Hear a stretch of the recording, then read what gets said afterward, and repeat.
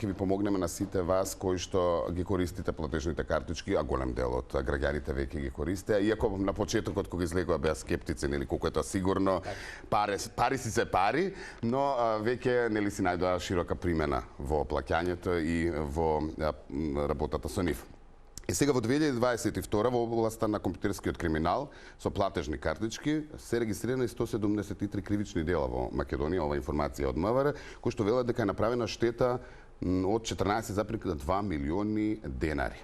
Ова се официјални информации од МВР, доволна причина и за сите оние коментари кои што ги сретнуваме по социјалните мрежи за луѓе кои што имаат проблем со откраднати податоци, финансиски средства од картичките, би сакале со Кристијан Тасевски, IT експерт кој што ни е овде во студиото. Здраво, добро утро. Здраво, добро утро. Да промоабетиме малку и чисто нели да упатиме еден апел и до граѓаните, можеби повозрастните и пензиите веќе стигнуваат и на картички, како да се заштитат, во кој дел можат да се заштитат, како да реагираат брзо, нели, чисто да им помогнеме во нивното секојдневни употреба со картичките.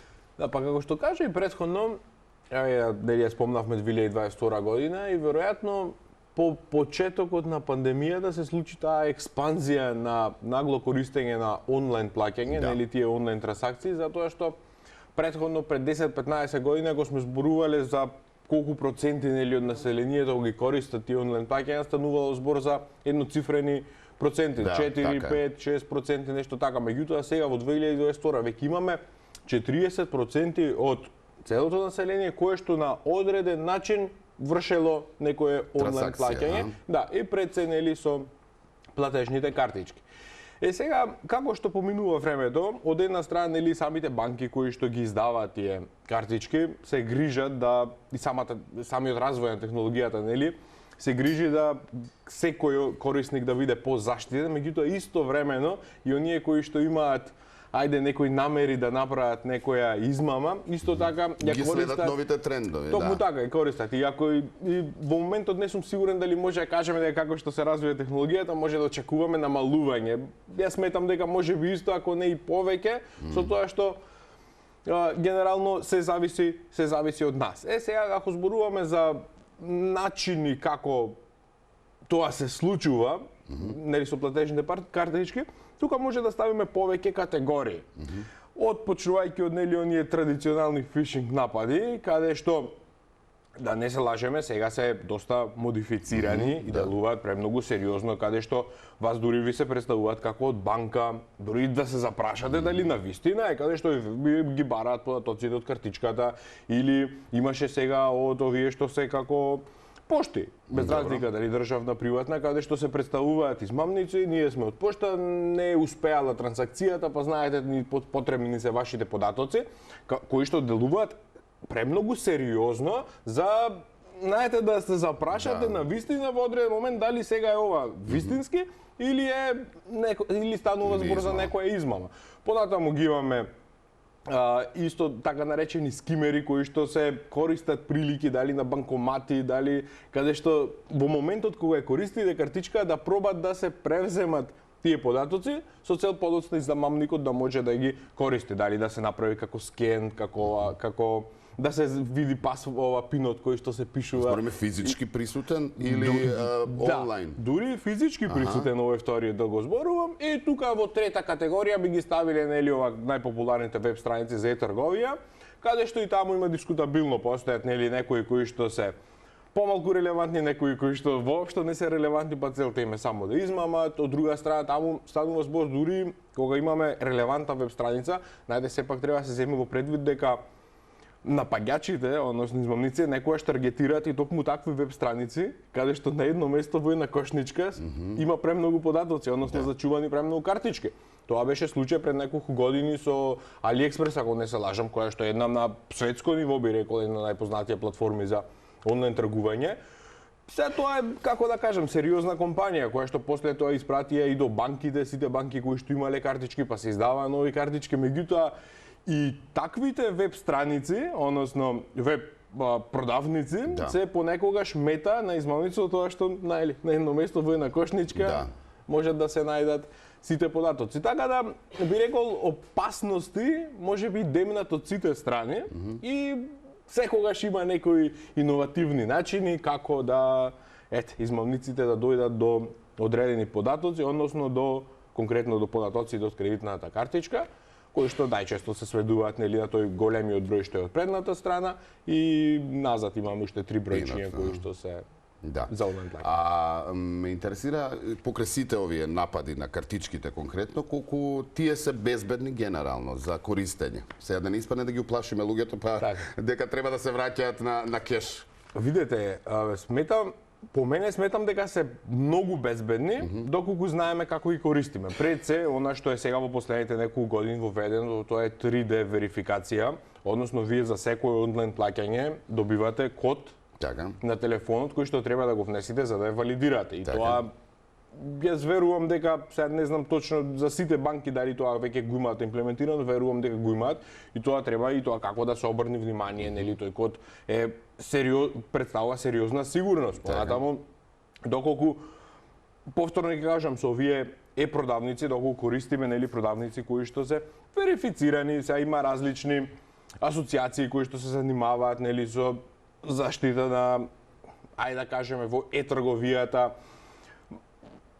Знаете, некогаш најдобра, најсигурно е кога имате препорака. Па некогаш може и да видите дали има некој коментар или дали некој пријател тоа го направил.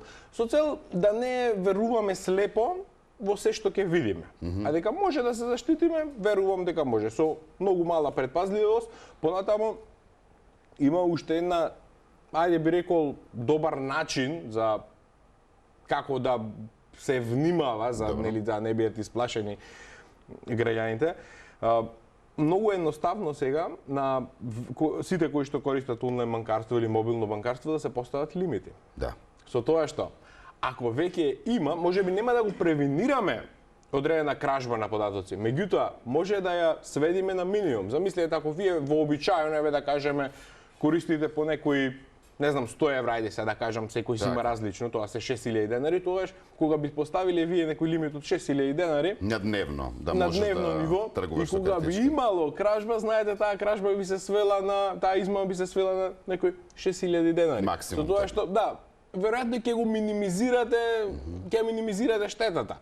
Меѓутоа, како што реков, постојано се работи на тоа, исто така друг начин за да се забележи.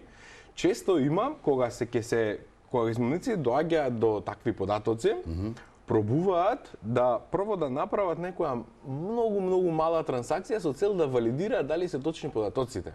И тие трансакции најчесто се сведуваат на 1 денар.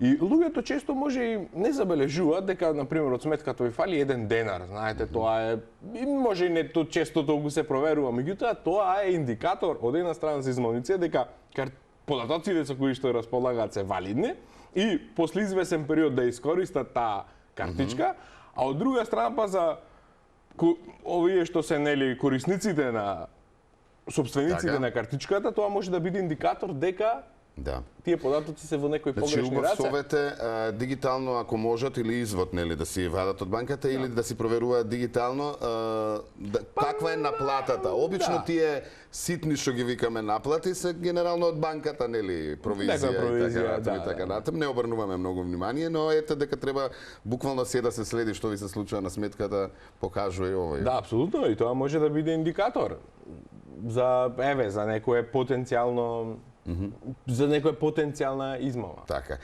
Не си банкар, но во секој случај веројатно и ти знаеш, но генерално би сакал да ги потсетиме луѓето што доколку се примети нели дека вашите податоци се украдени, дека нешто ви недостасува од сметката финансиски, така што веројатно треба прво да се блокира. Ја би сакал нели за повозрастните гледачи нели да малку и да сега кога станува збор за генерално за трговија го зборуваме, тука постојат повеќе типови измами. Некогаш знаете и вие нешто наплатено од картичката и добивате некој производ, меѓутоа производ кој што е од некоја нерегулирана онлайн продавница, па добивате едно сте договорили, друго добивате. Во тој случај, нели, надлежноста не е на инспекција, тука веројатно доаѓа пазарниот инспекторат, некои други институции, меѓутоа доколку станува, нели, доколку станува збор за класична измама, моја препорака би била прво да се пријави во банката, каде што веднаш се блокира сметката и самите банки имаат механизми како нели доколку навремено се блокираат тие средства, па можеби да не стигнат до крајниот затоа што нели тие не се инстант, има некои доцнења, резервации и така натаму. Така. И секако полицијата нели има сектор за компјутерски криминал кои што си прават истраги и веројатно ќе да се открие кога веќе не може да се спречи, нели, ако не сме внимателни, па да може да... Зборував пред известно време и за податоците како такви на секој корисник за социјалните мрежи, па сега истиот некако разговор би сакал колку се битни и зашто се толку битни нашите податоци, нели, конкретно овие податоци од картичките. Да. Зошто ни ги хакнуваат и зошто ни ги употребуваат? Така. Во кратки црти, се ова надолго и на широко може да се збори. Да, јасно. Абе, видете, кога зборуваме генерално за податоци, моментално секој податок представува особена вредност, па дури и за од најобични бизниси, па дури и некои оние што имаат по-сериозни, нели, како да кажам сега, можеби не компании, меѓутоа некои по-сериозни намери да наметнат некои кампањи, затоа што секој податок на некој начин ви идентификува вас. Без разлика тоа дали станува збор за имейл адреса, дали станува збор за податоци од кредитна картичка или тоа може би телефон, со тоа што кога се прави, тоа може ќе му биде најблиско на гледачите, оние што не гледаат, тоа најчесто се прави во социјалните мрежи, каде што врз основа на сите податоци се прават кластери, односно се таргетира дека според се што корисникот внел, гледал и така натаму, се прави кластер и се претпоставува дека може да се ајде да речам да ја најдеме содржината која што би го интересирало. И со тоа се таргетираат конкретните корисници, меѓутоа ова знаете е начин каде што социјалните мрежи си ги користат своите податоци. Меѓутоа има други страни кои што не располагаат со такви податоци, а потребни им се со цел дури да одиме на нешто што е легално, нели, да не се прават нелегални, а потребни се со цел да таргетираат одредени групи, да направат, без разлика дали е тоа маркетинг, понекогаш и претходно го спомнавме фишинг нападот, знаете и тие се, колку повеќе податоци имате вие за одреден човек, па полесно може и да го наговорите да ви верува. Што му е во интерес. Затоа што вие знаете има овие најстарите што се принцот од Персија сака да ви испрати пари, знаете како излите до нешто веќе што не се ни користи, секој го препознава. Меѓутоа, доколку било кој напаѓач доколку наследство од тетка од Америка стигне, може ќе меѓутоа доколку било кој напаѓач има одредени податоци да каже вашата картичка која што завршува со број 857 треба да ја валидирате и веќе вас ви изгледа сериозно ако ја погледнете вашата картичка и вистина завршува со тој број, знаете, ви веќе го привлекува интересот и можеби почнувате да верувате и влегувате во една друга веќе во таа замка, како да кажам. Затоа секој податок што идентификува нешто, може да биде и тоа како сериозна закана. Значи, апелот е промена колку може на лозинка, пинот да си го чувате само за себе и внимателно на кои страни вршите плаќање. Токму така, и особено да се внимава со така. Да, и особено да се внимава, нели, на овие што и кажав, најчесто по SMS доаѓаат кога вршите плаќање, доколку нема може и да се праша во банката, одредена банка за да се активира. Функција која што е дури некој ако ги има не може да прави онлайн плаќање ако го нема пинот кој што е еднократен и доаѓа при секоја. Јасно. Кристијан, ти благодарам многу за одвоеното време и за ова што денеска нели на гледачите им го испораскажавме и сите тие ситуации кои што можеби во животот информации ќе им требаат. Да, па можеби не секогаш ги опфаќаме сите, знаете, секогаш има некои иновативни начини за измами. Така е. Тука сме, се што е ново ќе излезе да го нели образложиме и овде на гледачите им го раскажеме.